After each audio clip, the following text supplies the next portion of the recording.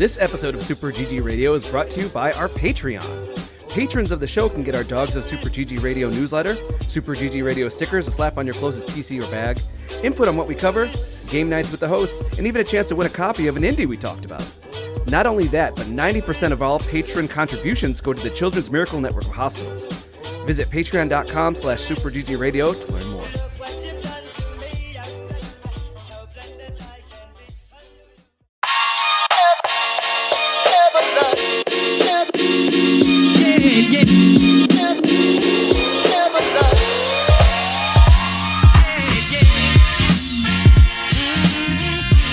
What's good, Internet, and welcome to session 210.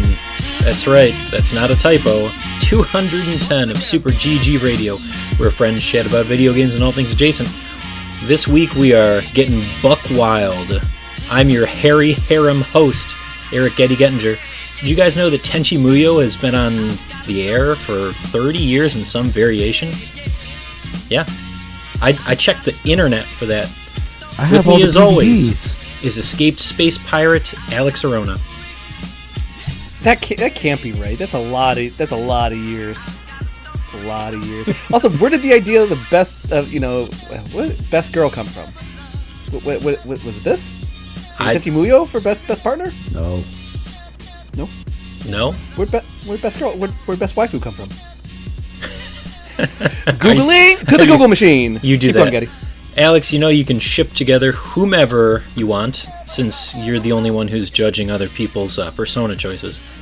Me and Ryuji, all day. Let's also introduce Accidental Space Officer Joel DeWitt. Is this before or after Tenchi Muyo? GXP? After GXP, but before War on Geminar.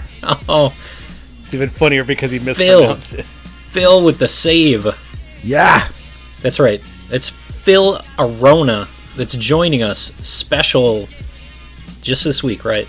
It's about damn time I came on the show. I was supposed to be on 200, but then, I had family duties, so, stuff happens. How did Alex not have to do family stuff? How does he not have to do family stuff week in and week out? He doesn't have I 4 alienate kids. the entire family. Yeah. It's a shortcut. Phil's the nice guy. He's only got 1 kid. There we go. So, Joel, that character is actually the plot for GXP. So, again, thanks for the save, Phil. Finally, we have Alec Parks, who is Tenchi's half-brother from an alternate universe. What the heck? Sure. Do I need to have watched any of this to understand any of this? You could have watched the whole thing and you wouldn't understand any of it. Seriously. Yep. It's a big noperino. Yep. Hey, that happened. And just for the record, it's Super GG Radio, where I just make jokes I find funny. You don't have to. You don't even have to listen if you don't want to. Don't tell them that. They have to listen. They don't. They don't. They You press can't- play. You can't press stop. You can't unstop. Yep. Never. Just like you can't give us anything lower than 5 stars on Spotify. Like the and app just subscribe. won't let you. Really? Did you disable it somehow? I did. I found a way. Life finds a way, Getty. All right. This week we're gonna have a nightmare in early adopters. That might not be relevant. Reach for the stars with the news, and finally end it all. That's right. Nah, I'm kidding. Just normal backlog stuff. But we have Phil, so we can finally talk about some of those games we've been waiting forever to talk about. Phil's actually technically been in our backlog. We've had stuff like in the wings waiting for him. It's like, all right, Phil, you gotta tell us. I'm sorry. No, you don't have to be Waiting sorry. on you. Alex has to be sorry. That's fine. I'll be sorry. Yeah, you better be sorry. I miss All your right. ugly mugs. Let's do this podcast stuff. Early adopters, where we play alphas, betas, and games that might be too much fun for one person. What am I talking about? It could be any of these. I'm probably talking about Baladins. You like Paladins? This isn't Paladins. These are Baladins. Alex, what is a Baladin? That was a poor question. No. I don't know, but I know what this game is. This game is a very cool. They're not all right. So what you can tell is that these aren't like your normal adventuring heroes. So Yes. now you can continue. This is a class-based almost board game like adventure where you take your character and move along this kind of board game with little pieces and sections for you to move 3 spaces a day, and you could take 3 actions a day. Mm-hmm. And it very much follows on a D&D format that is class based, and each class has its own stats. And when you do things like try to convince somebody to be friends, sing a song, sometimes they'll ask you to like convince them of something. A dice roll on the back end, and then the game will tell you what the result is, plus your stat of what you were trying to do, whether you're trying to be sneaky, trying to show them, hey, I'm fierce, trying to scare people off, etc., etc. And it will roll those stats and then give you the response. But that's really fun. The dialogue is really quirky and like, oh, you're on an adventure, aren't you? Very little silly. But if you can and you're listening, if you could just check out the way this game looks, it's that new style of 2.5D where your character is just like a flat piece of paper, like a hero standee around this 3D cardboard looking board, like a board game, but really detailed with like little trees and stones and steps and all this little section. It's a really fully fleshed out board game in front of you, and you're moving your little guy, this little piece of paper with a little circle bottom, and you're moving him from point to point, and it looks so pretty. It plays really well. I didn't really find any combat encounters, but I definitely was finding different conversations that rolling the dice could go one way or the other.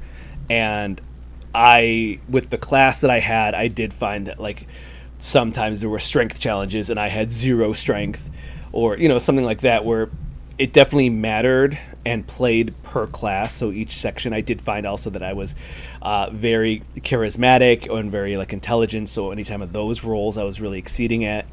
It just flows really well. It makes a lot of sense. It's just really easy to kind of understand and play. That's my spiel about people should play Baladins. But what it you sounds could a tell, lot like. Sorry, it sounds a lot like Disco Elysium, which I just finished recently, where every action takes a dice check or something like that. Yeah, absolutely. Yeah, it does. It was pretty apparent you could play this with a party of people. It did not have to be just one person playing. It gives you the option. So you could have up to 4. There'd be turns. Yeah, up to 4 people, and you would take turns. I'm really interested to see how that works. I picked the cook. So what'd you have, Alex? I was the pyro. Yeah. I mean, yeah. Same. Right? Okay. What about you, Alec? I was the pyro, too. All right. So 3 of us were the pyro. Typical podcast shenanigans. Everybody Always. picks the same character, and that's why I picked the cook. I had strength, so I also had some creativity. I think that comes from all of the cooking that I did. I'd imagine that you would have to pick different characters. I don't think it would let every single person be the same character. Absolutely not. But some of the ways that you can approach challenges were pretty clever and fun. The demo itself is relatively short. It wants you to, you're on a gopher quest to start. Here, move this crate over to the other town. Upon doing so, the fountain just starts spurting water because you mess something up, and then it's your job to cork it. So did you guys all figure out a way to cork it? No. I did not. I didn't get to that point yet. All right. But it was pretty fun though, because it was a very big gopher quest where I got to that person who had the corks, and they're like, no, I can't help you. You got to go do something else. And it's like, oh, do this for me, and I got to go somewhere else and do a whole other thing. Uh-huh. Yeah, so I got the giant cork, and it just popped right back out. Yep. That's what you're supposed to do. But the whole idea is that you're on a timer here. So as Alex described, you get 3 movements, 3 actions per week. And then you only have X amount of weeks in order to achieve your goal. After doing so, that's when the game really starts. So depending on how well you played or how well you did on the skill challenges, because I'm sure there's a way to just not really cheese it, but get lucky, and then you don't have to worry about any of the other shenanigans that you might encounter. But there's side quests too that you could do in the meantime. Absolutely. Did you use your action points to level up your stats while you were in each town? I did. I did not. It actually took me a while to realize there were other things to do in town, like practice skills to... was that what you're talking about, where you could just bump up skills by practicing? That didn't always work, though. Oh, I always had it work. Yeah, I did worked. one where it said, like, you did not learn anything. Huh. And I was like, oh, well, okay, I guess. And that was my action for the day, for the one out of the 3 for the day. And then you were like, well, you didn't learn anything. And then you left town, right? And I said, watch me uninstall. Boom. Learn It this. was the opposite. Yeah. It was the opposite. I Wish said, list. oh, man, that stings. Close out wish list. Exactly. I'll see you in That's a couple exactly months, what I did. game. Yeah, I'm going to see you in a couple months, game. I'm into that. Alec, Joel, anything you want to throw in there? Thoughts, feelings, No, desires? I think what you said is pretty comprehensive. It's very cute. It sort of evokes that Link's Awakening remake, along with Paper Mario with the papercraft characters. The board game description is very apt. It's not really something I thought about, but it has that very Mario Party, like you are going to these different circle spots, and then you have the action going in. And it is kind of funny how, so at the end of the turn, or the week, there's some sort of festival going on in the town, right? Mm-hmm. And one of the things you had to do, or supposed to do, was it get wine to bring over? And I didn't, so they changed it to a water festival. So I think it's fun that they actually like have those wrinkles. So it's a very cute game. Eager to see what it looks like in the long run, because like you said, Daddy, it's a very short demo. So just a taste. I think it opens it up for a lot of replayability too. Trying the different characters and trying to maximize your skills. Right. Yeah, I can't wait to see what it's like with multiplayer too. Yeah. Well, I mean, that's what I was going to say. Is I think that we should probably just record us playing this in multiplayer at this point. You think we should just wait until Extra Life and do a whole playthrough of this? I mean, also yes, but Getty, I'm trying to make that content, man. What are we doing? You're trying to make content. So we just stop the podcast and go record this, you know? I mean, it's Call going to be it a a day? data breakdown, so yes. You know that Yes, he's that's not going to let us do that. No, well, I'm not in charge, Getty. You're the boss. No, because if I was the boss, I would have gone home. You pay the cost to be the boss, baby. I Heavy is head that wears the crown. don't know what any of that means. But I do know a thing or two about faking it. Hell yeah, there we go. Segue. That was a good segue. That was Yeah, good. you take that, Alex. I didn't do anything. Segue to faking it. Hey guys, do you ever wonder what it would be like to be the president of the United States but also be an alien? Well, I do. We got you covered. Faking it. Joel, this is you. This is definitely a Joel joint. I appreciate faking it because that's what I do every day. Oh. Faking it it's such a weird little game. So it's a good one, man. It is. It is. Weird is not necessarily bad. Faking it, you are playing the president at a press conference. Except for you are an alien with tentacles, and you have to sort of spin many different plates as you're playing this game. So the whole intent is to hide that you're an alien for this whole press conference. You do that by, one, making sure you blink every so often by hitting the space bar. Otherwise, your eyes turn into sort of snake eyes and bug out a little bit. Two, you have to monitor on the teleprompter, like a bar, to try to keep it level with this open space it's got.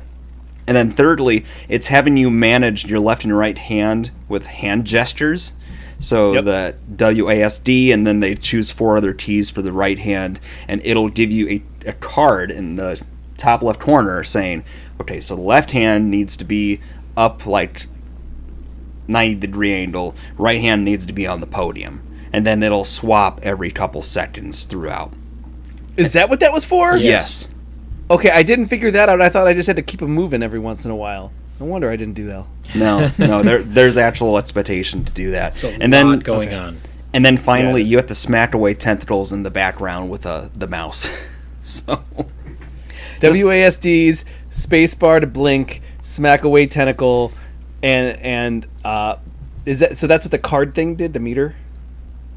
The meter was actually a teleprompter, and you use the scroll on your mouse. So you also had to scroll on your mouse to get sure the teleprompter in the right spot. Right. Yeah. In the Right. So you had AS. Wait, no, you did. It was ASDF, and then you had HJKL, and each one of those controlled an arm. So Yeah. the left side was the character's right arm, and the other side was the left arm. A lot of plate spinning. This is crazy amount of things going on all at the same time. I don't think that I made it past like 45 seconds because I would just get like really confused about the arm placements because I don't think I got enough practice trying to figure out which was which. I think that you got to do it enough and then you're going to be like, okay, I know visually which one I have to hit right off the bat. But there were like 5 or 6 rounds where I just wasted trying to figure out which one was like even reset to put your arm back down. Man, addictive. Yeah, if not challenging. It's definitely stress-inducing in that kind of like, okay, you're looking at this red meter go up and up on the right side, and once the meter fills, you've been caught.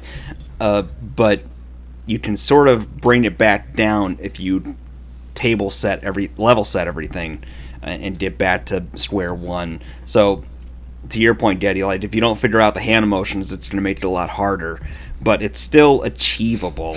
I sort of cobbled my way through easy mode for 2 minutes. I got nowhere in medium mode, but this is a neat little game, and I'd encourage anyone to go out there and give it a try. It was just real ridiculous. I just thought that the whole premise was real silly. And every time I kept like people started booing, and I was like, "What? What do you people want?" Oh, blink, blink! I keep forgetting to blink, guys. I got it. Thanks for reminding me to blink. So this is Octo President. This is what? Octo President. Yes. Yeah, kind of. Essentially. Yeah. Alec, you get a chance to play this one at all? I couldn't get it to run.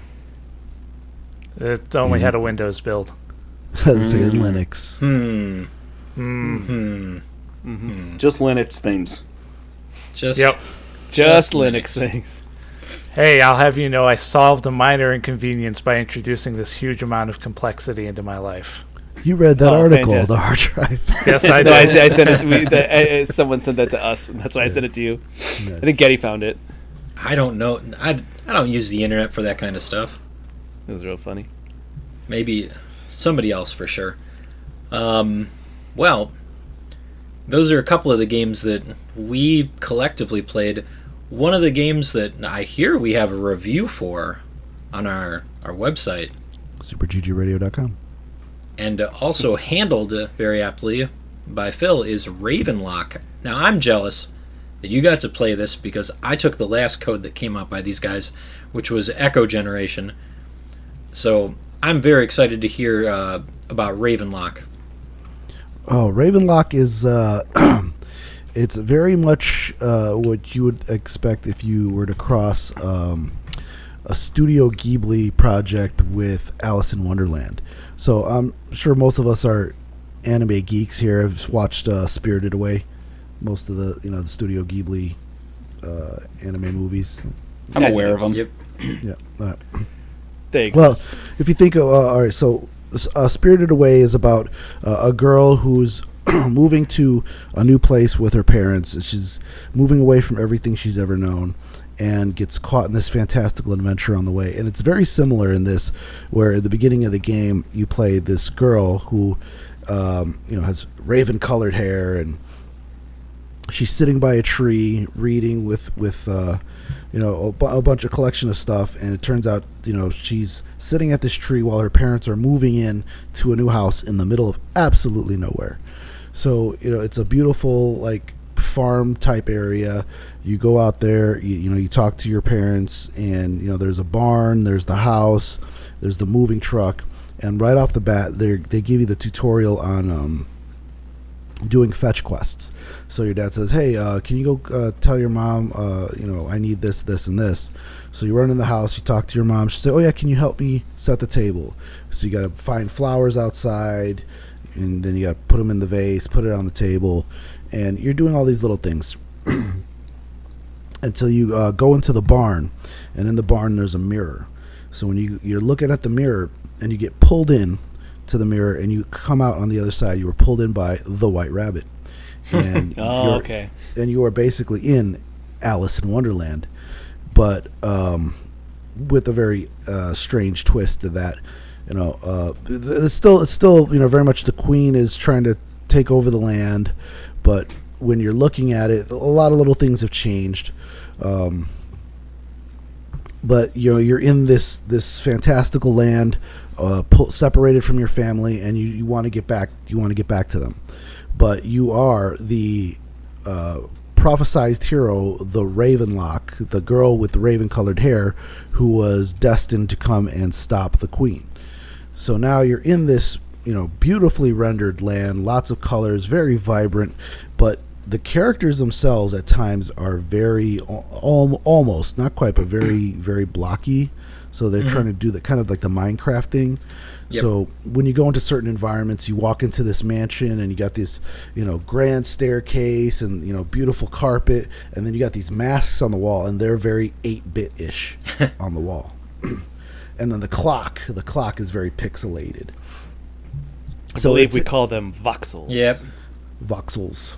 So yeah, it's this brilliant juxtaposition of excellent coloring and atmosphere with certain objects, like you're running around with your sword and shield, and they'll be kind of jagged, voxel looking objects.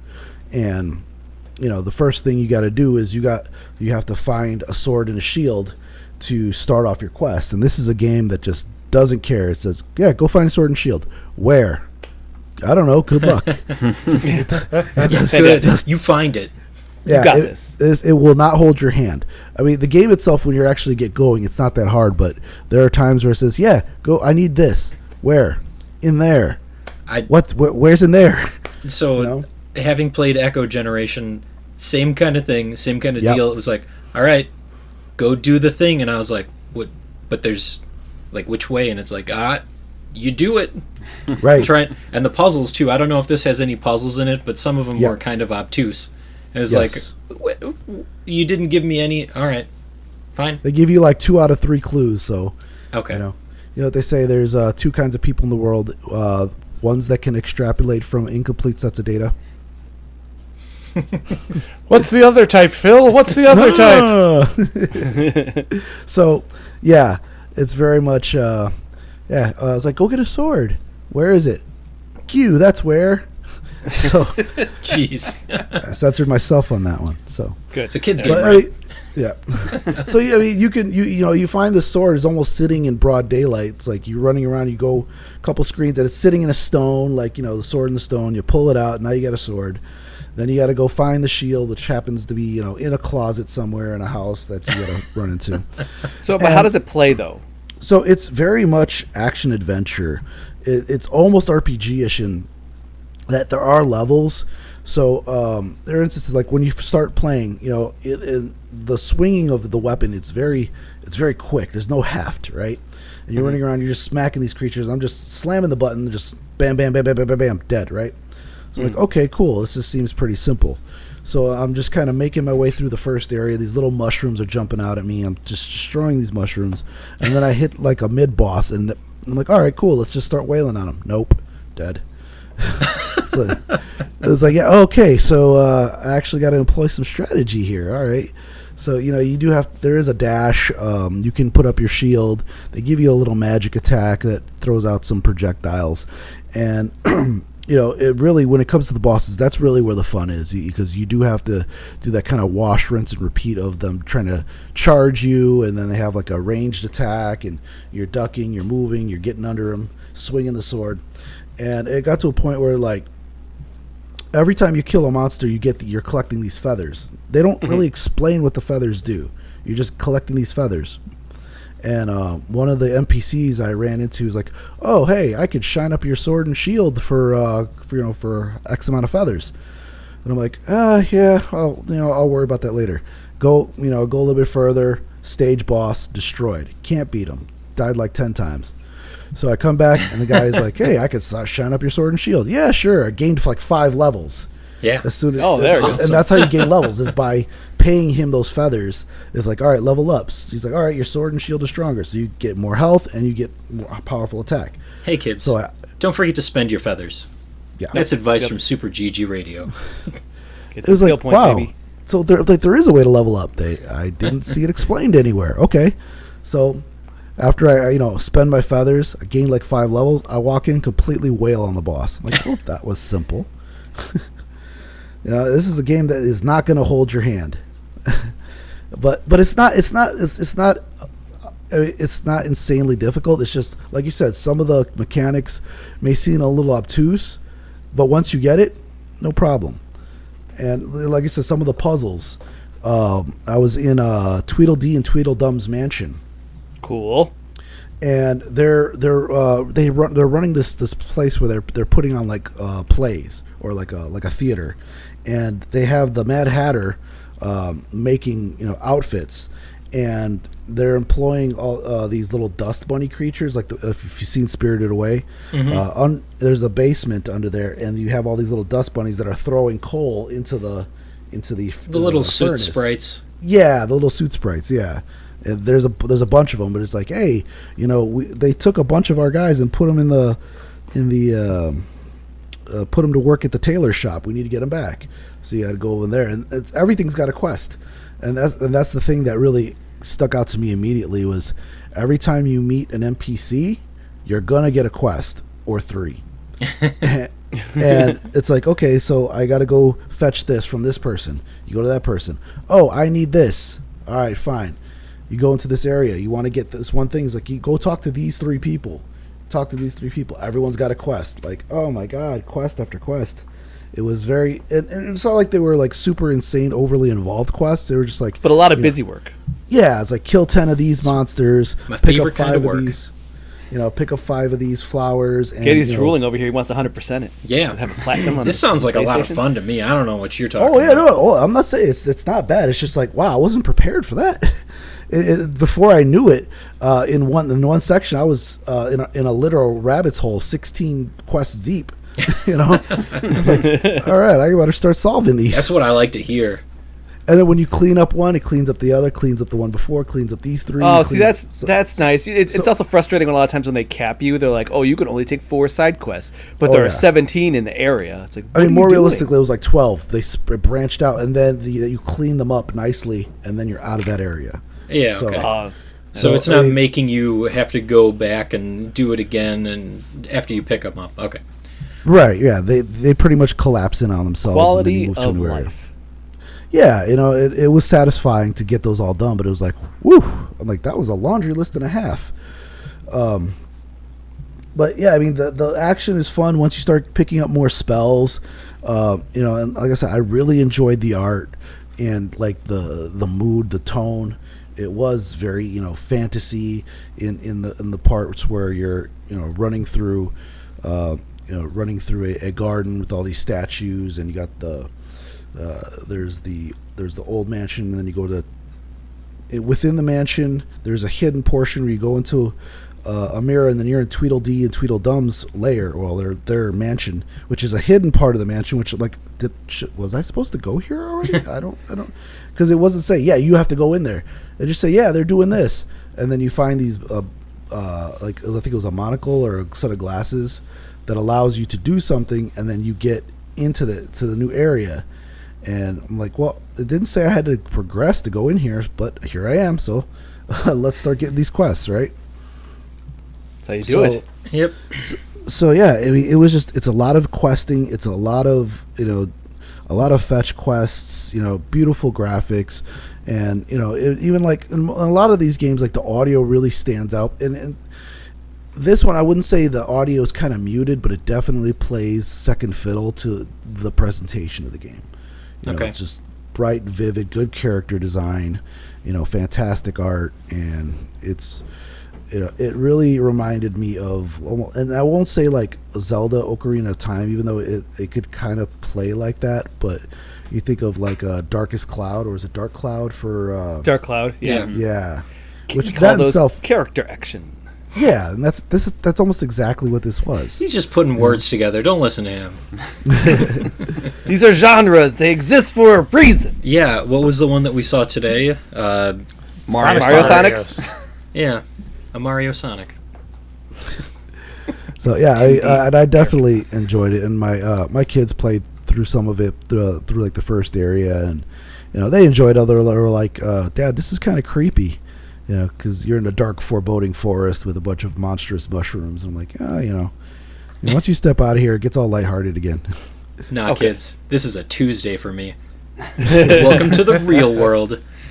So the nice thing is we've got a full review over on the website. If you are tickled by what Phil has told you today, I think you should check it out. Either way, I know I'm going to jump into some Ravenlock here soon. Anything else you want to throw in there, Phil, to tease the audience? It's definitely worth picking up. It was fun. It's just, it really scratches that itch of your questing, the questing adventure game. And it was actually, once I played for about 5 or 6 hours, and a lot of it was just exploring and just, talking to characters and seeing what I can do. And then my kids kind of took it over for me, and I haven't been able to get back in. So, I mean, that's a seal of approval right there. Yep. True test of time. All right. Well, I'm absolutely smitten by the games that we played this week, so I'm going to go lie down and you guys wake me up when the break is over, okay?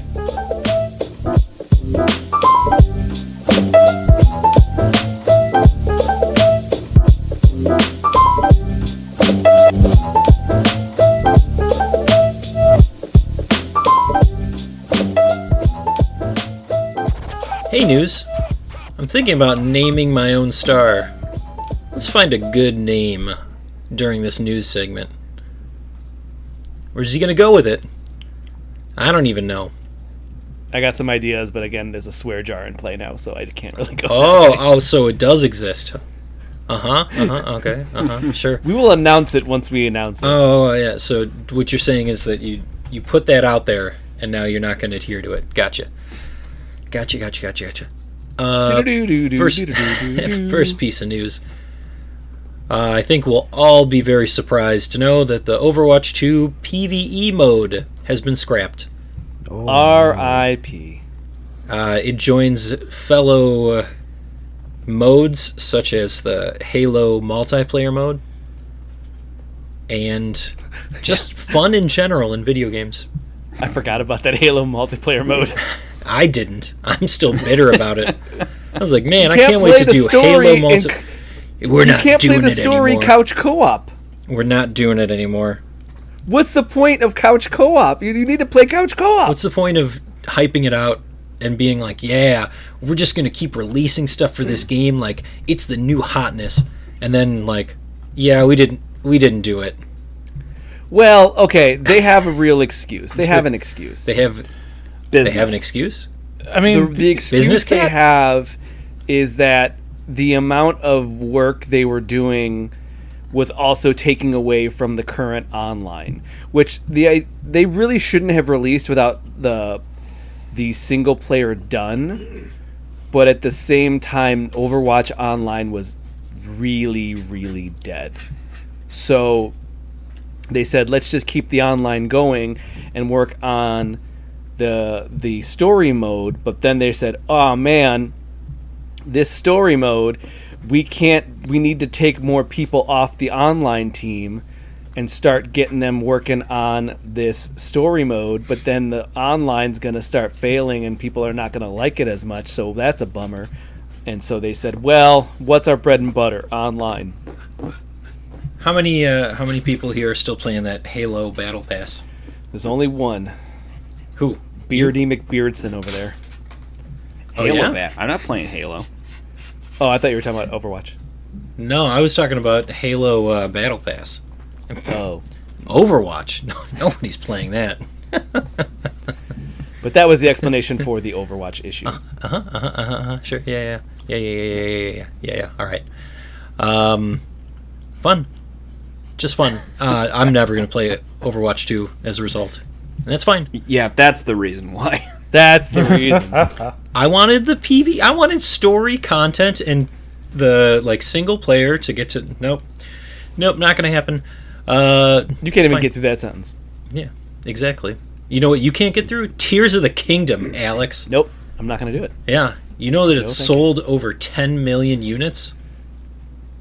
What's a unit? Is that like a game?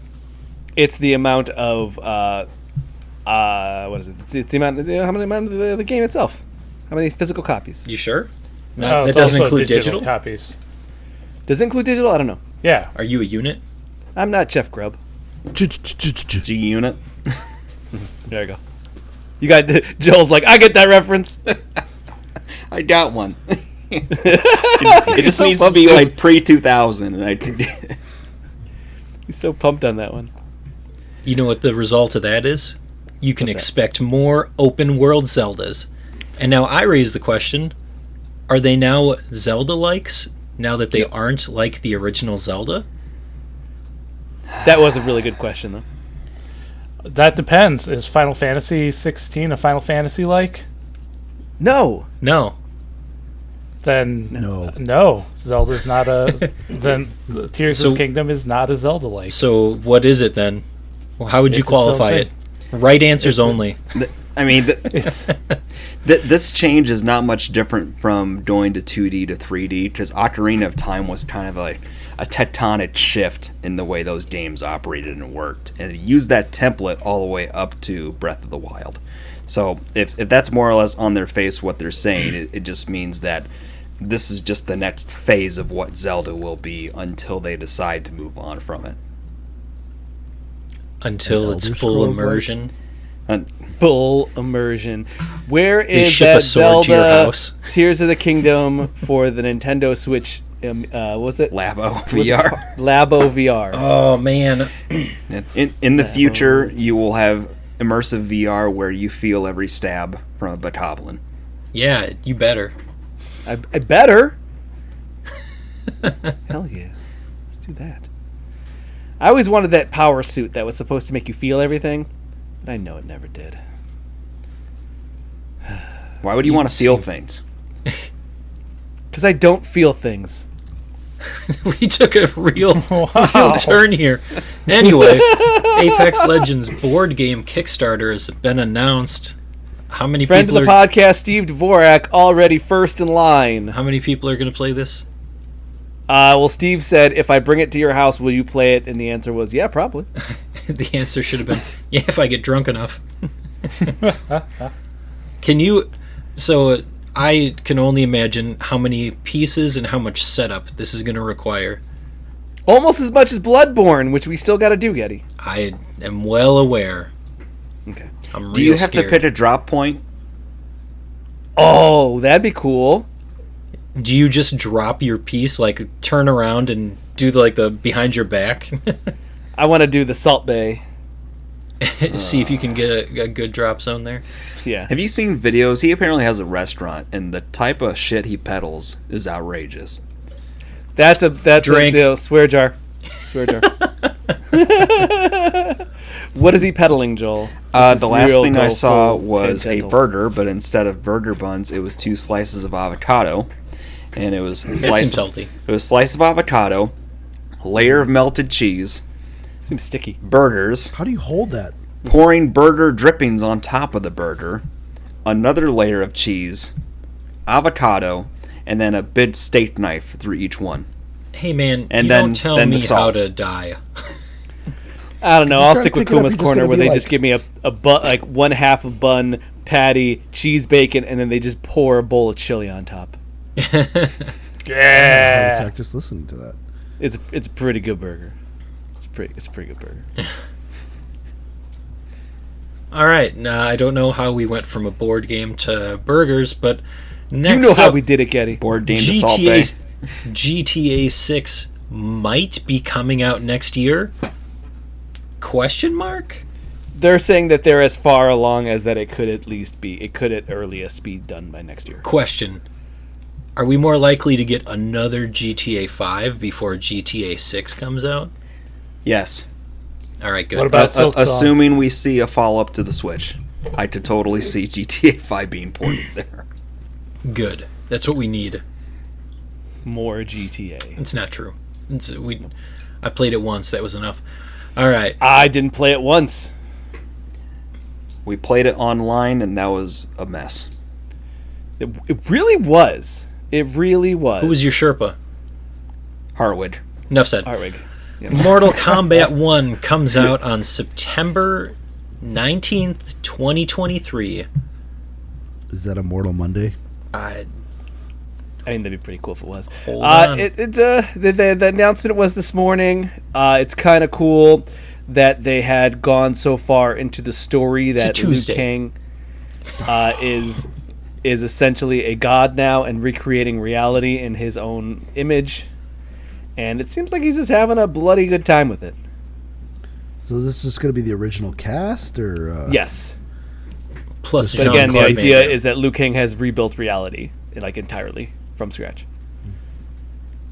are we going to still get glitches like the triple head knockoff? He's doing the damn thing. Is this good enough, or do you need to talk about this anymore, Alex? Oh, no, I'm good. It's kind of cool. Fantastic, because SpongeBob SquarePants Power Wash Simulator DLC coming soon. Guess what I'm doing this summer? You finished Power Wash the SpongeBob? Final Fantasy VII DLC, right? Who's cleaning pineapples under the sea? Richard This guy- Nixon. Right Eric Gettinger. You know me. Power Wash Simulator, way too much fun. If they just given it away, I might spend the extra couple of dollars if they're going to charge me for it. It's just too much fun. What's your price point for it? I think 10 is probably fair. With how much content you get out of it, whew, How much content was that Final Fantasy VII DLC? Was it one map or two? it was 4. Wow. Okay, that's a couple hours, man. There was the inside of the museum, and you cleaned off the truck and the motorcycle. You did the inside of the Seventh Heaven. You cleaned one of the giant robots. Was it? I think that. Well, maybe I'm probably forgetting one, but yeah, it was way too much fun. You That's guys, cool. you should go back and play it. Would Clean a some stuff power up. washer work under the sea? Only one way to find out. Coming this summer. I'll get you a snorkel. Power Wash Simulator. Have you seen Bubble Guppies? Yes. I have not. There's your answer. I'm okay with it. It was of its time. Hot dog is my answer to that. New- Keep us going, Getty. Yeah, everybody's hyped on this. Nicolas Cage is the newest Dead by Daylight character villain. Who's he playing? in this? What's weirder I think it's just about Nicolas this? Cage. Himself? It's just Nicolas Cage. It's not a character he's played. Good. That's I'm the villain. what's real funny about this. I hope he's doing like a Scooby-Doo creep around. With the hands menacingly and then the tiptoes. Yeah, the T-Rex arms. Yep. Mr. Burns. That's pretty cool. I thought, this guy's got a renaissance going. I'm very happy for him. He's funny. He makes me laugh for all of his weirdness. We were talking Renfield just before the show. Mm-hmm. Yep. That was it. The Massive Talent, the unbearable weight of massive talent. Yeah. Him and Pedro Pascal on acid. Pretty solid. That was priceless. Pretty Definitely good. one of his top 10 movies. That is an actor that has a huge blind spot in my viewing history. Who? Nicolas Cage. Oh yeah. You probably need like 3 movies from the 90s, and then you probably can watch in the last like 5 years. He's putting out roughly like 4 movies a year now. There's a reason for that, but Yeah, so you could probably hit 3 of them a year, but like the other stuff, like there was a time when Nick Cage was moved past that, All right. but now he's good again. What do we got here? I don't know who's excited about this. somebody's kids probably. Five Nights at Freddy's movie teaser. Still don't get this. Speaking of Nicolas Cage, I think I'd still take Willy's Wonderland over this. I just found out that the reason why is because they didn't want to pay him that much. So in Willy's Wonderland, it's Five Nights at Freddy's, but Nicolas Cage has 0 lines, and you could get away with that because he doesn't. That's like you don't have to pay him as much. And it's amazing. It's a funny idea for me that you like. Oh, you know what? We don't want to pay him that much. Not a single line. It's ridiculous. It's real funny. But Five Nights at Freddy's is an internet phenomena, and people really like it. And this trailer, despite whether you're a fan or not, looks pretty cool. It looks high quality. The idea of video game movies being able to make money now in a way that like people are actually now willing to like go full production, not TV movie quality film. We're gonna get Jim Henson's company to actually make animatronics. Weird choice, but they're doing it. You know what I mean? Like that idea of we're gonna actually put the big numbers behind something is where I think we're at now. It's like it's a real turning point, and for me that's pretty interesting. And I'm here for it. So okay, you gonna go see this? No, not unless you tell me, hey Alex, come see this movie, because I'm too scared to, and I'll say okay, I guess. I was gonna ask Robin if she wants to see it anyway. So no, we might go see. We might go see Little Mermaid. But I don't know. Flounder might scare the crap out of her, so we'll see. Yeah. It's pure nightmare fuel. The animals in that are looking real creepy at this point. Mm-hmm. Okay. That CGI is not the best. Moving right along. What do we got next? Sky, Children of Light, coming to PC. This is Alex original joint? No, this is the guys who made Journey. This was originally for the... Yep. Yeah, they originally made this for the phone, for iPhone, and then it went to PlayStation, and now it is coming to PC. And it is, I believe, they're owned by PlayStation, or they're just all of their games come to PlayStation first as exclusives? No, so it used to be that they worked primarily with PlayStation. That's how Journey and Flower came about. Sky started at mobile. It went to Switch and then PlayStation. But this is also like their first game that seems more of a persistent game that keeps them doing like content updates, and it's not like a closed loop story as far as I know. It is a fun little thing. It has that same kind of charm and whimsy that their first 2 games have. Something I just haven't gone back to yet. Yeah, wasn't there a concert in it? What was it? Yes, I do remember that. I don't know who it was though. My internet isn't working again. Oh no. Fantastic. Will we lose Alex this week? Hold on. Stay tuned. Aurora. I don't know what Aurora is. Virtual concert. Aurora is typically a word used to describe lights. I know what that... It's also the Princess and Sleeping Beauty. Keep us going, Getty. It's a band as well, I guess.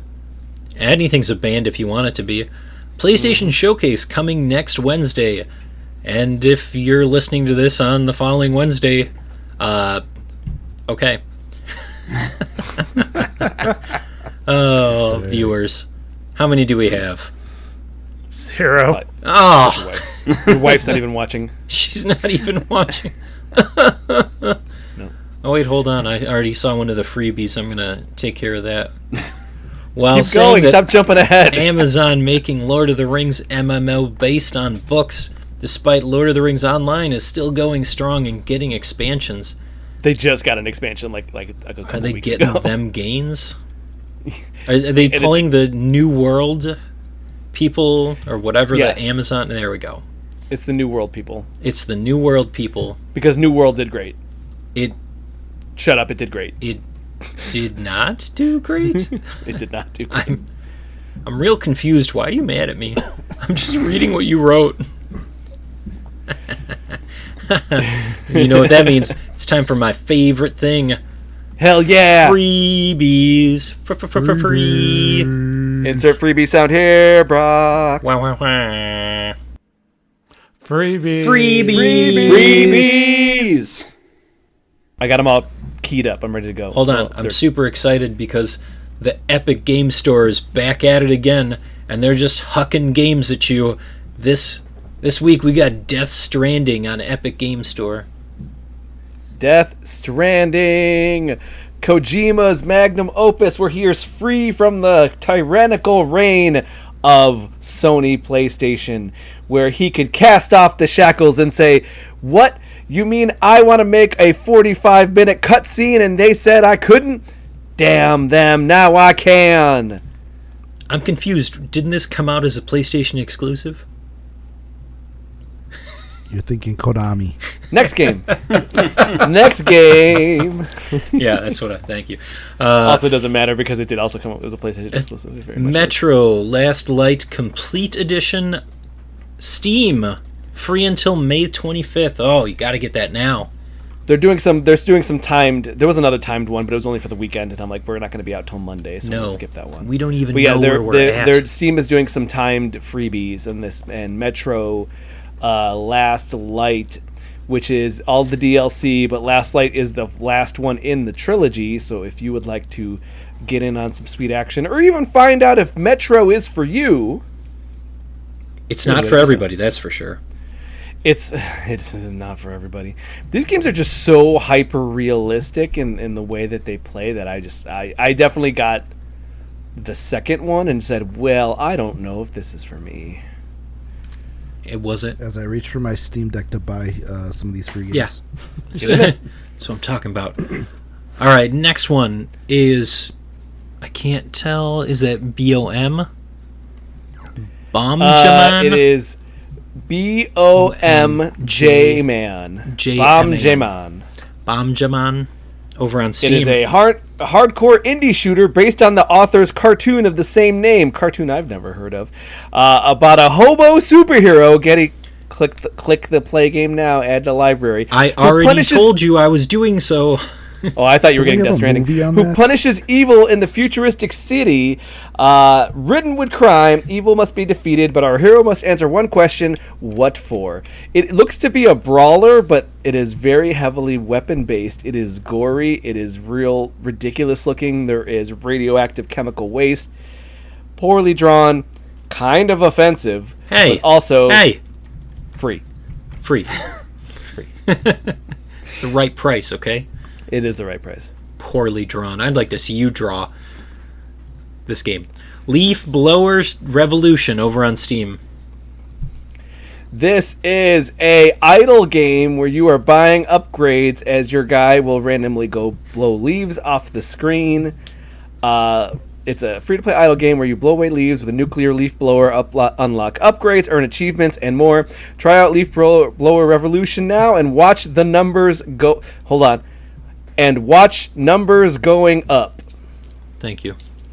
There you go. Next one is Goose Good Duck. No, Goose Duck. It says good here. That's not correct. Did Did this on my phone. You're out of control, sir. Goose Duck is what the new genre they call... What is it? Social deduction. A.K.A. Among Us, where you and a bunch of friends are playing as... Duck Goose? Yeah, well, yeah, but you're in a spaceship trying to complete tasks while somebody is going around murdering people. Is it me? It might be. All depends. Did you know that in some states it's Duck, Gray Duck? Hawken Reborn over on Steam. Hawken Reborn is a free-to-play mech game if you want to get in early access. If you want to get in some mechs first person and blow other mechs away in this giant battlefield with laser, chain, rail guns, and all sorts of missiles, get in Hawken Reborn. Construct your ultimate war machine and shoot your way through hordes of enemies to uncover the mysteries of LOL, L-L-A-L-L, in this brand new free-to-play PvE mech game. Last Isn't one? that Data's daughter from Star Trek? What was that? Isn't that Data's daughter from Star Trek? Star Wars guy. I don't know. Keep meaning to get into those. Do you? Is Shatner relevant? Torchlight Not outside Infinite over on Steam. This is the last one. Make it count. Torchlight Infinite is a free-to-play, almost MMO-style game. The funnier part about this is that they did already make this. It was called Torchlight 3. Torchlight 3 was the free-to-play MMO that at the last second said, hey, wait a minute, let's just make this a regular game because, no, it's not turning out great. And I reviewed Torchlight 3. It wasn't great. Now here's an actual free-to-play game that they put time into. Torchlight Infinite. I don't know if you sold me on that one. Endless loot, adrenaline-pumping fights, and new seasonal content. Abounding hero build possibilities. Dive into an epic journey. If you like Torchlight Diablo, here is free-to-play Torchlight. All right. So, Better?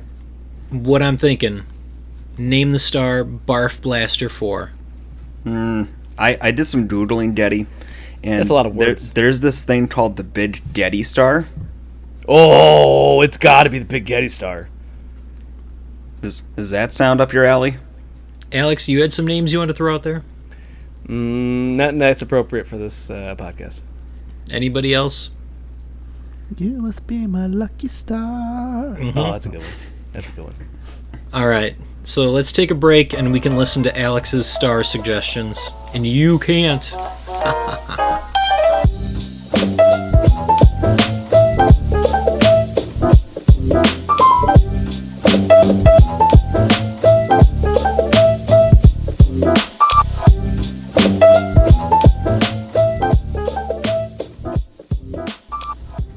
And we're back with the Backlog Blog, where we play games where Alex can't hack it. Ho ho! That applies to 2 of these. Watch Dogs Legion.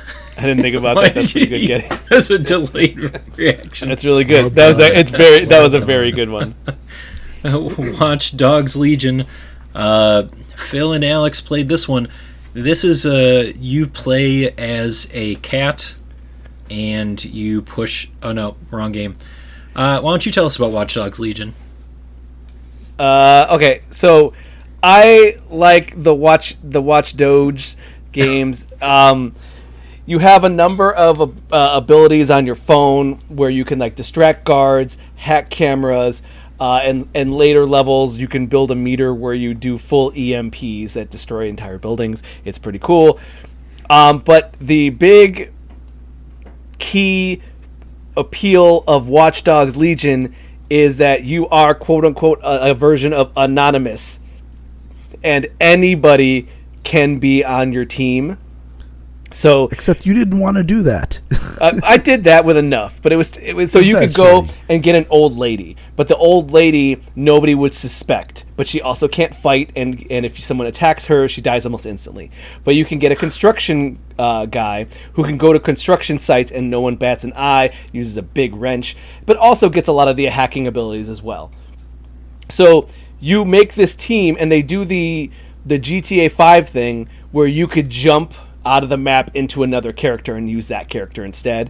And there are some funny moments. I've jumped into a guy and he's peeing in an alley, and he's like, "Oh, you need me? Okay." But the appeal is you could have this full team. If you have a nurse on your team, they will. If your character gets killed and goes to a hospital, he'll heal faster. So they are on timers. Getting a police officer will make it so that they can get out of jail faster if you get busted, etc., etc. You can get secret spies. They threw it because Watch Dogs is part of the Assassin's Creed universe. You can get assassins, and just in general, it's fun to be able to grab a guy who can hack giant rideable drones and fly around the city, but then also grab another guy who's a construction worker who could just walk right into a building. So there is like a push and pull variation on what you want to do. To get somebody on your team, you do have to do a self-generated mission, and just a randomized mission, and once you do that, they'll be on your team. But so there is a little bit of work to do, but you can amass 12 people or something. Like 30. 30? Oh, it's way more than that. I have 8. I Phil maxed out my team. Yeah, Phil filled the roster, and then he was actually kind of mad. He's like, they didn't let me get any more. It was so much fun just picking people up and because everybody's got. I mean, you could pick up some people that have similar abilities, but there's enough archetypes out there that have a varied skill set that it makes it really convenient. That if you have at least like two hitmen that are part of your team, if one gets taken down, you just pick up with the other one and move right back in. You're like, okay, I know where I messed up, and go back to infiltrating with that character skill set. One of the things that I found when you're part of this team that are like revolutionaries, they're trying to fight the power, and these people are trying to take down the overly oppressive government that basically staged disaster, and now this security company's taken up all over London. So you're trying to fight back using this group, and you're recruiting people who have a sympathetic ear towards the hacker group, because there are people you can't just recruit anybody right off the jump, because if you try to approach a government worker, they'll have a negative opinion of the group, and if you do certain things like take back a borough from the oppressive government, that'll sway people's opinions, so you'll be more likely to recruit people from that area. Or if somebody let's say you're trying to sneak into this building that has this group of security guards, and every single one of them has a negative opinion toward of the hacker group, you can get one to join you by doing a mission that either blackmails him, or his brother's in trouble with some gangsters. You take out the gangsters, get his brother out of trouble, and he's like, okay, I'll join you guys. And that's how you get these people to do infiltrations. You can do Assassin's Creed missions. There are actual assassins and Templars in this realm. While it was always alluded to in the previous games, you can actually play as one. And when you jump through that story arc, the controls completely switch to Assassin's Creed controls, which was awesome. And you're climbing through this tunnel, trying to get to a tomb, and I'm like, yeah, this feels like Assassin's Creed. That's awesome. And the person that's helping you there, or that you're helping, doesn't join you immediately. You got to do a bunch of side quests to get the assassins to join you, which are very interesting, difficult, because they're in mostly in like wide open areas, and it's got to be all stealth. If you alert anybody, that's it. You got to leave the area, come back and come back later to try to do the mission again. So do you more or less play a stealth style when you play, or? It really depends. If I had the way I did it was, if there was a mission on the map I wanted to do, I look on the map and you can see like all your characters, they kind of move organically on their own. So you can see, okay, who's closest to that mission? I may have a construction worker, a hitman, and like a doctor in that area, and it's like, okay, who's going to be most appropriate for that kind of mission? Instead of having to, pick somebody who's all the way in the far top right of the map and then hit the train to fast travel down here and then steal a car and run over here. I'm just jumping people, and it makes the game a lot easier. Also, it also makes the game more interesting, because it's like, okay, I got 3 people huddled around this area. I got these guys to draw from. Let's see what they got. And that's pretty much how I played the game. I didn't stick to 2 or 3 or 4 people. I used everybody. And as I was saying, Alex was sticking to like 4 or 5 central people. I'm like, dude, you're missing out. It's like you can actually go the MI6 building. I've definitely found that for sure. Yeah, you find the MI6 building. There are literal spies. There's dudes that are walking around in tuxedos and stuff. And it's like, oh, it says you can look at everybody. You can scan people using your scan tool on the phone, and it tells you person's name, what they do, what their occupation is. There was a mission, and you saw this, Alex, where you scan somebody. It's like, whoa, this says this person's an actual hitman. Yeah. I think though that for me, part of it is that there is like a level of, I like a lot of personality, and I like getting attached to the characters. Like, I mean, yeah. I mean, you guys never, I don't know if you guys played Watch Dogs 2, but that character, I just loved everything about that character. I was just like, that's like my best friend, and I did not want that game to end.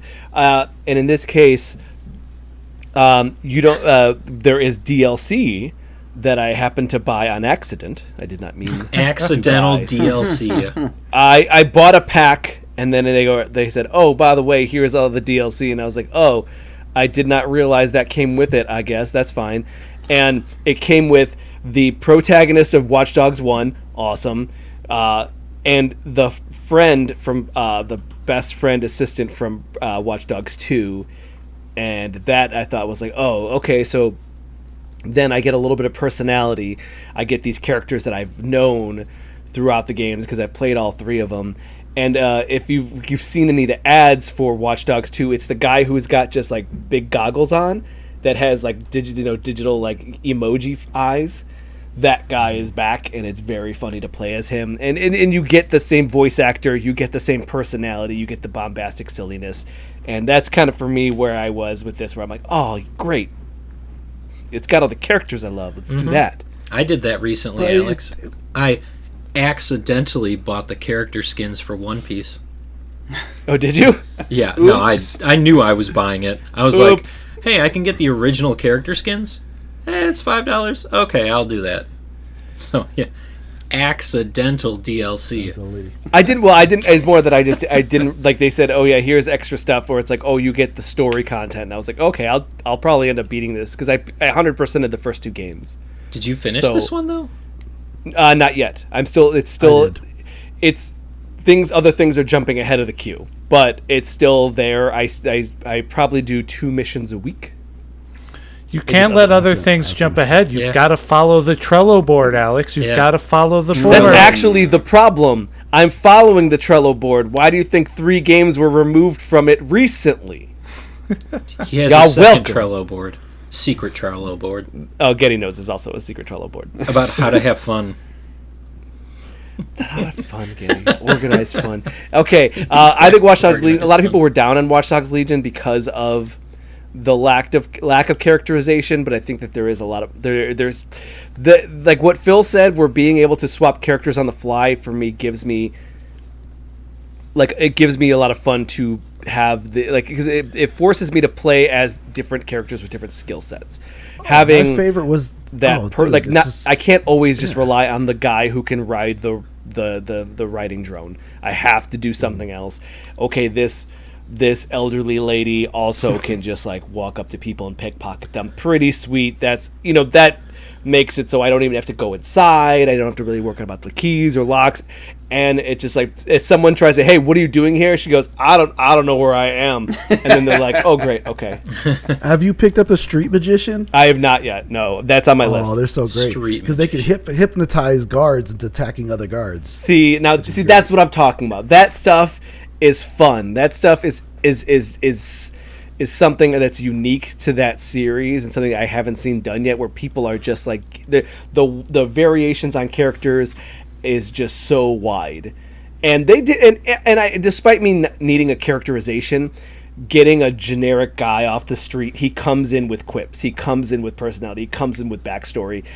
I just wanted something a little bit more familiar, but those characters do, and I don't want to like say that like, oh, they did not do a good job with their other random characters. No, they do a very good job with that. They did. One funny moment I did just also want to bring up is that there is a lady who's trying to, in this world, they're trying to figure out how to put consciousness into the computer so that, you can live on in the internet. And we shut down a lady mid-process. Ooh. And everything shuts down, and you have a AI companion. He goes, "Well, nothing to do but take a selfie with the corpse and leave." And I was at work, and I go, "Hey, Phil, did you take a selfie with the corpse?" He's like, "No, I got out of there." And I was like, "I took a selfie with the corpse." Press a button. There's a selfie button. You pull up the camera. And Oh, man. you can do little. That thing was You like can do little Jarvis on motions. steroids. Do a peace sign. It's real dumb. Wow. Wow. You are a terrible person. I'll send you guys a selfie. It's pretty funny. I guess we're getting a selfie tonight. I like that. I like Watch Dogs Legion. I like the series. I love that series. It's what for me, Assassin's Creed lost the plot. Watch Dogs keeps the plot. It knows what it is. It doesn't stray too far from the formula, but keeps adding new stuff. Would you say that's correct, Phil? Definitely. I definitely like the ability just to recruit a bunch of people and just bring them with you. But also, you know Watch Dogs. When you play Watch Dogs, you know what you're getting. Yes, exactly. Awesome. Yeah, that's what I want. Do you feel like you've watched Dogs sufficiently? I've watched Dogs.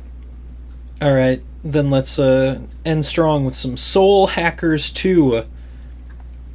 So I heard Phil was playing this, and Yeah, it was a gift from my brother. Thank you very much. look at that. Oh yeah. Turns out it's your other brother. Shin Megami Tensei is your jam, man. It certainly is. And Big Soul fan of the Hackers series. 2 does some of that for sure. I don't have any experience with Soul Hackers 1, so Phil, if you could fill us in if there's anything that we need to know before jumping into 2. I mean, honestly, you don't have to play 1 to really understand it, because they flesh out the world within the game. All you really have to understand is it's a Shin Megami Tensei property. You're gonna get demons.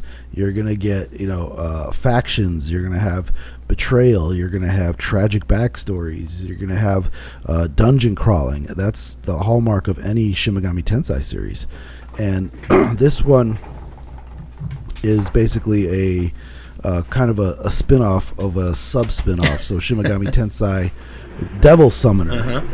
So the Devil Summoner series, which they had the Raido Kazunaha versus the Soulless Army, and then Raido Kazunaha versus King Abaddon, and then there was Devil Summoner Soul Hackers, and then Soul Hackers 2, which again kind of splintered off from the Devil Summoner series, which is part of the grand scheme of the Shin Megami Tensei tree. It gets pretty ridiculous. So we've deviated far enough from the path that you still see the same characters, but the story is even more wackadoo than you can possibly expect. I mean, you still see same type of archetypes. You see all the same demons that you can summon. They're all the same, but these are new characters put in this world where it's there is a hidden there's an AI which has its own agents that observe humanity, and it has found what the future is going to be, and it has given birth to you so that you can go out into the world and try and prevent this future. It's trying to help humanity to prevent disaster. So you're sent in as a female AI with her counterpart to try to help humanity avert disaster. There's a looming there is a looming disaster where somebody's going to summon this giant demon to destroy the world, and that's very kind of similar to almost all the Shin Megami Tensei. Persona 3 was the same way, where someone was trying to summon Nyx to destroy the planet, and it's very much kind of the same thing here. But what you have is two rival, almost like mob families that have these devil summoners, and you kind of get caught in the middle, and you end up recruiting a bunch of people to help you in this mission, and two of them are from rival factions, but they both realize, hey, something bigger is at play here, maybe we should team up. So this game plays it tries to find a happy medium between Shin Megami Tensei and Persona, where you have, let's see, 1, 2, 3, 4, roughly 5 party members. You can have up to 5 characters, on your team, and there's nobody else. You don't. You kind of collect them as you move on, right from the beginning. So you have these people, and there aren't any other really anyone else to interact with, as far as like they don't have social links. There are NPCs all over the world where you're going over to the mall to do missions for somebody, to pick up items from there's a clothing shop that creates custom clothes that you use as armor and stuff like that. And so there's a lot of little side quests, but the majority of the questing goes through the world map, and you go to these areas. So whatever mission they give you, like by the docks, so you go to these docks and you're looking for someone who's hiding on the docks. So you're moving away your way through all these shipping containers and these gated areas, trying to make your way to, this mobster who's hiding somewhere, and you're fighting demons that pop up. So much like Persona 3 and I was going to say Shin Megami Tensei 5, where there's a creature in front of you. They're like digital shadows, and you up and smack them before they smack you. Otherwise, they get the drop on you, or you get the drop on them. So you can see the creatures in the world. You don't just jump into random battles. Yeah. And again, you're gonna see the same cast of characters. You're gonna see, you're gonna see your Jack Frosts and the Jack-o'-lanterns and the fairies and all these creatures that you'll recruit, and you can use them in battle.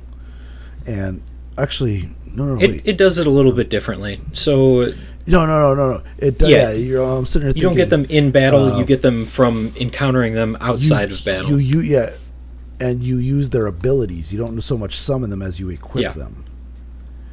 So when you equip like the fairy, you get the fairy's abilities, and all of the other people can do the same. All the other characters in your team, they're not stuck with just the one. Yeah. Oh, that's good. That's kind of a difference from some of the other ones. At times it's helpful. At other times it's not, because you'll equip them and you get their stat blocks, so you get their weaknesses and you get their strengths, like in any other, at least the SMT.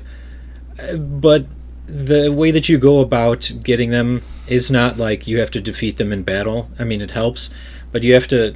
So there's a couple of neat things and there's a couple of really crummy things here. So when you enter any new area, you'll send out all of your demons and you can encounter them on the map. It's all random. So sometimes it'll be like, oh, there's another demon that wants to join us. Okay, if you have space in your inventory, then they'll ask you for something. They'll ask you for items, they'll ask you for money, they'll ask you for health. Okay, you get them, you can add them to your party. They don't unlock the ability to meld them until a bit later, so you gotta manage them pretty effectively. But I think my favorite part of this is that once you really get going and you get to the meat and potatoes of the game, all of the characters that you recruit are dead. And that's where the soul hacking comes in, is that you have to hack into their soul to bring them back to life. And then, instead of the social links, like Phil was talking about, you build relationships with them and get more of their backstory by going into the separate world that was created by this AI, and you can delve deeper into their soul. So you go into a dungeon, you try and go as far down as you can, you'll come across doorways, and by completing different social interactions with the character in the course of the game, it'll unlock doorways. At the bar? Yeah.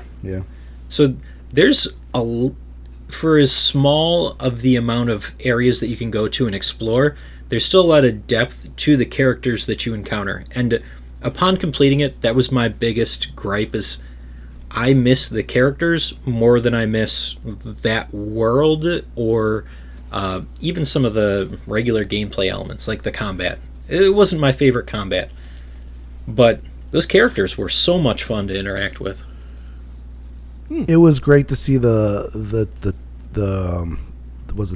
girl and the dude from the opposing factions always kind of jabbing at each other, and the mutual respect that they gain as the game goes on. and then of course there's always the inevitable plot twists of someone betraying you or something. Who's the real bad guy here? Yeah, it's like, oh, who's the Black Mask? It's like, oh, well, the original Black Mask is dead. It's somebody else. And then that person's like, oh, no, it's this person. And then suddenly it doesn't matter who's Black Mask anymore. That was great. Probably my least favorite part. I was like, oh, come on. Like, I thought that we were coming to a conclusion here, and it was like, no, you're not. Mm-mm. Suck it. I was like, it's never over. Don't make me do this. And then I was like, oh, there's two endings? Of course there's two endings. Well, it gets even worse than that, because you can't even fully explore anybody's soul matrix unless you go back and play it a second time. Oh, man, not their soul matrix. Yeah, you gotta get into that soul matrix, bro. And I guess one of the major criticisms that I saw that people had was the repetitiveness of the Soul Matrix does get kind of boring, and I found it rather tedious having to go through the Soul Matrixes because I wanted to flesh out the characters, gain more abilities, but at the same time it's just like, ugh, more of this. It's like, all right, you go down a path which branches off to another path, which branches off to another path, and you end up at a dead end. It's like, oh man. How about so then you go back, as you get even further, it's like, all right, you walk into this portion of the dungeon. Okay, there's a teleporter. All right, you take the teleporter to another teleporter, and now there's 3 teleporters. right. Oh, that's like the space station in Persona 5. It's a big middle finger right there. Yeah.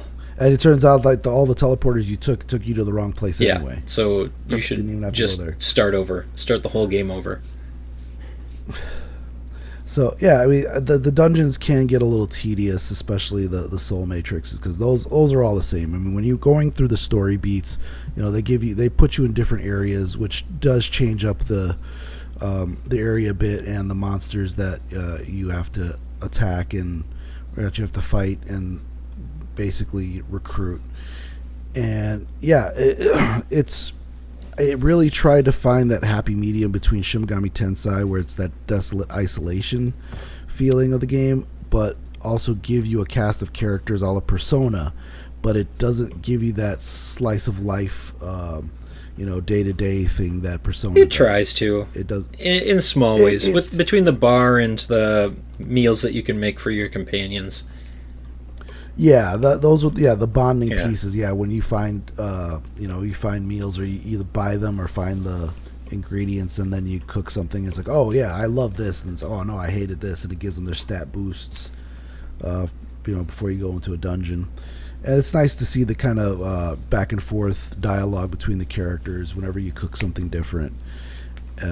But it really does miss a lot of the the heart of Persona, which a lot of people accuse, Shin Megami Tensei 4 of completely lacking. I'm like, well, that's the point of Shin Megami Tensei. It's supposed to be, you're supposed to feel like it's you versus the world. That's how that series has always been. And Soul Hackers has never been either or. It's been its own thing. So I completely get why it feels like both. It tries to do both, but then it's not. So on the difficulty scale, I would say this isn't the most difficult, but it does have its moments. If you try and do some of the side content, that's where it really starts to piss you off. Because it'll be like, all right, go fight this completely normal monster that you've seen a million times before, and it's like, oh, by the way, it has no weaknesses. It'll absorb any attack that you throw at it, except for maybe one thing. And if you're not equipped with that demon, well, have fun. Yeah. So, yeah, Soul Hackers 2, still fun. It's one of those long haul games. You really have to be committed in order to make it through, because further towards the end, you got to grind it out. Oh yeah, most definitely. That last dungeon is that last dungeon was a slog. Yes, it was. But I've always found that that's how it goes. Once you hit that last little bit, it's like, all right, good luck. It's like, but my characters, they were already like level 60. Why do I have to get up to 70? Why can't we just do this right now? No. You got to get a little bit more out of it. Phil, grind it all out just to get the bad ending. Oh yeah, if you want the bad ending. Phil, at this point, what are we missing? What do you mean? Out of all you've played, what, 80% of the Shin Megami Tensei games? Oh yeah, I mean, out of the games that haven't hit America, like was the Persona Q series? Did that come out here? Yeah, that's in that's a 3DS. You want to borrow my 3DS? Yeah. Oh, 3DS. Yeah, I don't own a 3DS. Want to borrow my 3DS? I did borrow it for Shin Megami Tensei 4. Yeah, so why don't borrow it for this? I'm trying to get you 100. Isn't the store shut? Oh, I bought them all ahead of time, man. He bought everything. Awesome. I spent like $200. He can't talk to Beth about it because she doesn't know. I can't. Why would I? That's not a good decision. Yeah, I mean, I despite having Devil Summoner King Raito Kazunoha versus King Abaddon, I do have it. I haven't played it because it's a PlayStation 3 game. which, I mean, I actually resurrected in the basement, so I could potentially play it, but it's still new in box with the little Raiho doll, and that's actually going on eBay for like $80. So I'm like, I'm gonna hold on to that. Again, I'm trying to get you 100%. What are we missing? Let's get those percent. I will bring it to work next week. And also the Devil Survivor series I've never touched. That's also 3DS. I remember I have the one that's on 3DS. The one. I don't know. I mean, maybe there's more. There's two of them. Shoot. No. At least two. Okay. All right, so We'll dig into this. I know because there was an anime for it. I think we survived another week. You guys can fight as much as you want off air, because I know that you will, as brothers will do. Yes. So let's finally close this out. Quick reminder, we got, what did I say, 2 more weeks? At the end of this month is when we're going to hand in our video game homework. Sounds right? Yep. Okay, so Yep. Hotline Miami, the first one, make sure that you're playing it. If you're not playing it, play it. Joel. Leave me alone. I don't know what you're looking at right now, but I'm offended. I wasn't going to say anything. Joel's looking at naughty images. No, he's probably staring at something. Tears of the Kingdom. Here's our one last thing. This week's one last thing is brought to you by TTP in Tears of the Kingdom. Hey Joel, how many fallacies have you made? None. How many tree spirits have you crucified? Many. Wow. Okay. Wow. There we go. There we go. I was like, it's got to be one of these. It's got to be. How many missiles have you tied a tree spirit to and sent into the abyss? None, but now you're giving me ideas. Yeah. Okay. So, Tears You got of some the work to do, Kingdom. Joel. That's a thing. All right, let's do this. Let's end this episode. My one last thing. I am filling the void that Star Wars Jedi Survivor has left inside of me by watching Alex eat multiple hot dogs at Asen this weekend. Yeah. Because he's going to eat I was like, at where's he least going 2. with this? But I'll eat hot dogs all day at ASIN. At least 2. That's how it goes. All right, Alex. One in each hand. Tell me, what do you got? I have been closing out the backlog. I'm very happy. I was a little stuck there where for some reason I just felt like a little overwhelmed. But all of a sudden, I'm in the last chapter of Dragon Ball Z Kakarot, and I am on the final legs of my debt in Hard Space Shipbreakers. Everything is coming up, Alex. I'm feeling good. Now, if only I could get that dang nuclear reactor out without blowing me up entirely. It's a ghost ship. It's a ghost ship. All right, Joel. You know what I'm doing. What do you want from me? Wow. Didn't Spicy. mess around, huh? All right, well, let us know when you finally reach the threshold of feeling dirty and have to put the game down. Yeah, got it. Alec? I'm almost to the end of Hotline Miami. I plan on wrapping that up and then getting some Yakuza in. Yeah. Like a dragon? Like a dragon. Like a Like dragon. a dragon. Beautiful. Like I a can't mother effing dragon. Can't wait to talk about that. And of course, how could we forget about Phil? Just finished Disco Elysium, and Need for Speed Unbound was $20 on Steam, so I bought that, and that's what I'm playing next. Nice. Sick. And of course, you're going to go see Fast 10, right? I gotta watch 9 first. You got a fast 10 your seatbelt. Boo, boo. So bad. I can't take it. Joel just started him. He just finished 4. I did. It was the worst one. All So right. far, yeah. Jeez. I'm not going to follow that up with anything. That'll be it for this week's episode of Super GG Radio. Before we go, you can find us on Twitter at Super GG Radio and twitch.tv/Super GG Radio, where Thursdays are for podcasting. Like right now, with our one viewer, who I'm pretty sure is somebody that's typing inappropriate things in the chat. The call is coming from inside the house. Yeah, I know. I'm getting text messages too.